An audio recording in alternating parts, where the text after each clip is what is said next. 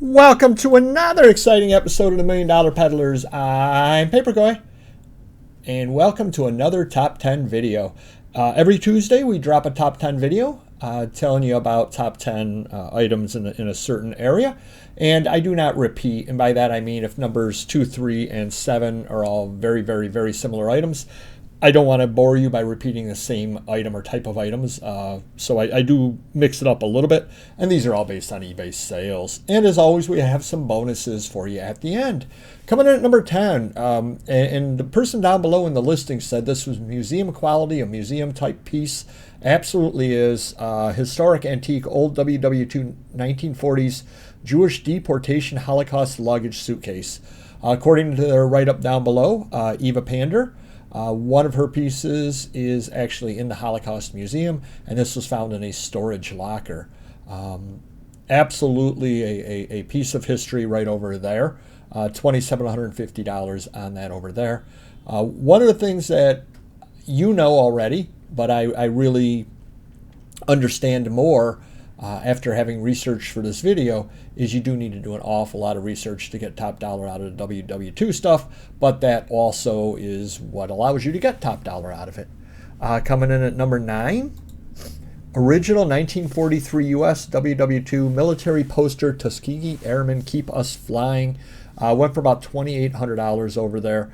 Absolutely, that's something or other makes me proud. I mean, I would love to have that. I would love to have that up on the wall. Just a tremendous, tremendous piece of history right over there. See if it gives the size, 20 by 28.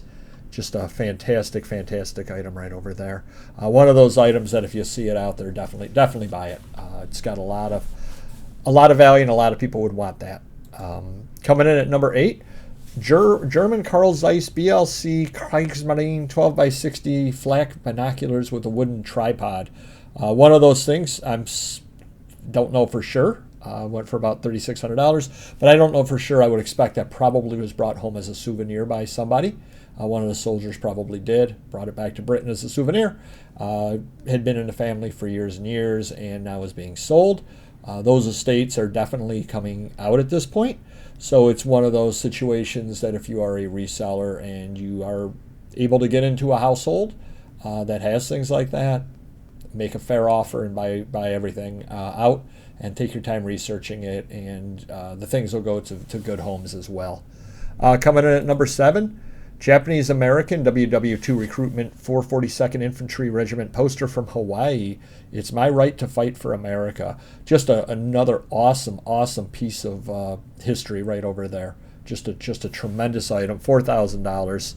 Just insane, insanely good, and something I would love to have. 15 3/4 by 20 inches 20 inches, yeah. So it's actually not even that large of a poster either, but just a great item. Coming in at number 6, I had zero idea whatsoever. I don't know anything at all about patches. That would be a patch that would catch my eye, definitely, though, as far as that's not your run-of-the-mill patch by any means whatsoever. WW2 U.S. Army Air Force 9th Air Force patch, bullion quilted, British made, $4,220 with 56 bids. Just an outstanding item right over there. Coming in next, original WW2 rare WASP women pilot Sterling wings by Justin. And there were a few of these out there. And this is one of those things that, memorize what that looks like. You may find this at an estate sale at some point, sitting up with the random jewelry, and they'll want $20 on it because it's marked Sterling, or $30 marked Sterling. Buy it, because it's worth almost $5,000. And again, that's one of those deals there where being able to identify something like this is just absolutely key. People will be using Google Lens, may be able to get a hit on it, but you can skip in front of them and see that and just pull it up and buy it. So just kind of have an idea what the various things are, and even if you don't deal in military, you can make some money on the stuff and get it to a collector who does appreciate it. Vintage WW2 flight jacket, 14th Air Force Flying Tigers, 374 bombardment, $5,200 on that. And again, another one that's got, looks really, really awesome, does have the name on there as well.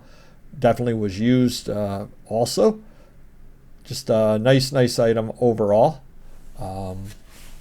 something or other that, again, you're probably not going to find, but you never know. Could be hiding out in the closet of a W2 veteran's estate, and nobody bothered to look at it. You might get lucky. WW2 relic helmet from the Malmedy Massacre with Providence letter, Battle of the Bulge, $5,400 on that. Just that is just awesome piece of history right over there, no doubt whatsoever about it. That kind of money, it's, again, another just one of those great pieces. But again, having the Providence letter is imperative on something or other like that. Up next, this is really an interesting item. Large WW2 home front carnival anti-axis knockdown punks. So when they were going around, throw the ball at the, at the thing down there and win a prize, they made this up themselves. And when they were traveling around in the carnival, $6,750. Just a crazy home front piece right over there. Worth some really good money that I think everybody would buy if they saw that out there, knowing it had value. But being able to say, hey, this is what this is a went the carnival, is imperative to being able to sell it. And the highest priced item that I do believe did sell is M94 Cipher Wheel. And you say, what did you mean? Well, one of the items I have coming up is a higher price, but I don't believe it was an actual sale. M94 Cipher Wheel, WW2 spy encryption device. Now, this would be one of those things here, and again, it went for $8,000. This would be one of those things I'd be a little tentative of selling, because you absolutely never know. Could it technically still be restricted? Who knows? And to know what it is the other crazy thing about it, because again, I look at that and I wouldn't have the slightest idea whatsoever, and that's where knowledge is absolutely power, to know what that is. A couple of bonus items over here. WW2 Japanese Internment Instructions Notice poster set from San Francisco, $1,150 on that. Just they were put up there to tell the Japanese citizens of America what was going on during WW2. One of the stains on our history, but it is indeed an important item right over there. Up next, this I thought was very interesting. Vintage original WW2 bicycle, BSA paratrooper folding bicycle, and it shows how it all folds down and everything like that.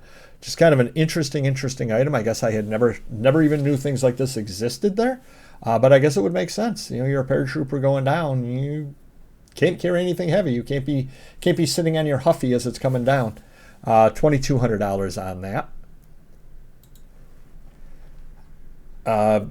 OSS stiletto knife with pancake flipper sheath, WW2 dagger. How interesting is that over there? So they hid it there so it doesn't look like anything whatsoever. You could hide it within the pancake flipper, but you could always have it close at hand. Just an interesting item over there. $2,850 on that. And again, that's where knowing what these things are pays off. I would see that and say, oh, that's interesting. I wonder what it is. This gentleman who has Blades in his last name knows that, and this is the kind of thing he sells regularly, so he absolutely knows it and gets top dollar. Octopus sculpture, U.S. Navy artifact, WW2 steel, WW1, WW2 battleship, USS Texas. I did not include this in the regular portion because it's not really World War II per se.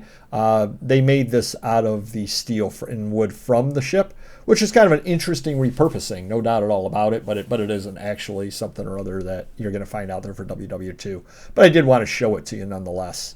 And the item that actually would be number one if you believed it, but I don't necessarily believe it, $30,000 Marine Corps upper pack backpack field gear equipment ID'd. I don't know. It seems so far out of whack with all of the other sales out there that I didn't want to present it as being the number one item because I don't know as if I believe it truly got paid for and if it's truly worth that or not. But obviously a lot of the field gear stuff is worth some very, very good money. If you're able to get into an estate that has that, or go to an estate sale that has that, or know somebody who's a clean out guy that has things like that, if the prices are right, buy as much as you can and then worry about it later. Hopefully that helps you a little bit. If you could hit the like button, it would help us, and we will see you next video.